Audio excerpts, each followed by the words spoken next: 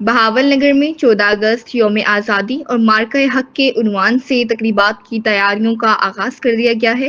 ضلع انتظامیہ نے وزیر اعلیٰ پنجاب مریم نواز شریف کے وژن کے مطابق انتظامات کو حتمی شکل دینے کے لیے اقدامات تیز کر دیے ہیں۔ ڈپٹی کمشنر بہاول نگر ذوالفقار احمد بھون کی زیر صدارت اعلیٰ سطحی اجلاس منعقد ہوا، جس میں ایڈیشنل ڈپٹی کمشنر جنرل ظہور حسین، ریونیو جام آفتاب احمد، اسسٹنٹ کمشنر ارشد ندیم سمیت متعلقہ محکموں کے افسران نے شرکت کی۔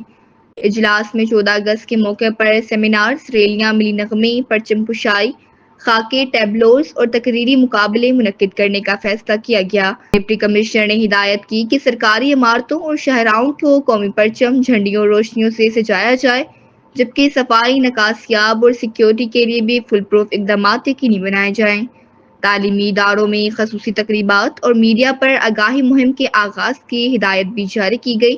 اجلاس کے اختتام پر وطن کی سلامتی اور شہداء کے درجات کی بلندی کے لیے خصوصی دعا کی گئی۔